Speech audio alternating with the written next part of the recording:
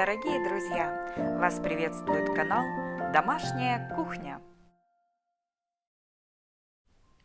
Друзья, всем привет! Иногда бывают такие дни, когда хочется чего-то этакого.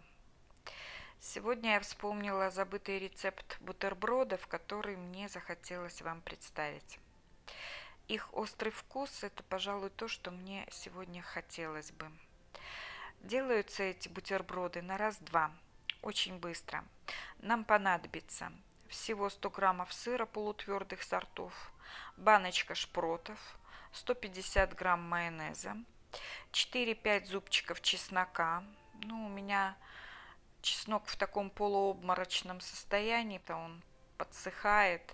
Если у вас еще чеснок такой сочный, то 3 зубчиков будет достаточно. Далее багет или батон, зерна граната и листья укропа для украшения. Итак, приступим. Сначала натрем на свекольной терке сыр.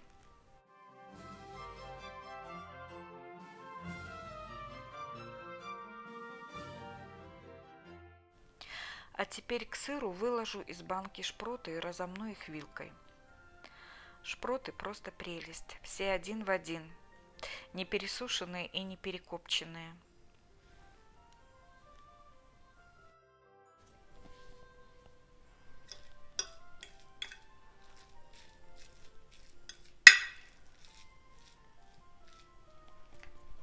В размятые шпроты вольем немного масла из баночки.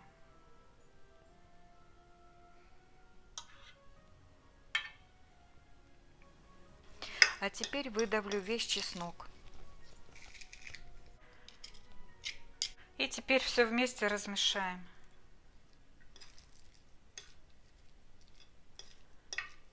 Добавим майонез. И размешаем. Друзья, если кому-то бутерброды покажутся острыми, можно добавить 2-3 отварных яйца. Бутербродная начинка у нас готова. Теперь осталось ее выложить на багет или на батон, украсить зернами граната и листиками укропа. Друзья, я, конечно же, уже попробовала бутерброд, удовлетворила свою потребность съесть что-то остренькое, что мы едим не каждый день. Попробуйте сделать эти простые в приготовлении бутерброды. Я думаю, они не только украсят ваш стол, но и вам все-таки будет вкусно. Дорогие друзья, благодарю вас за подписку на канал, за лайки и отзывы. Готовьте с удовольствием. Всем здоровья и процветания!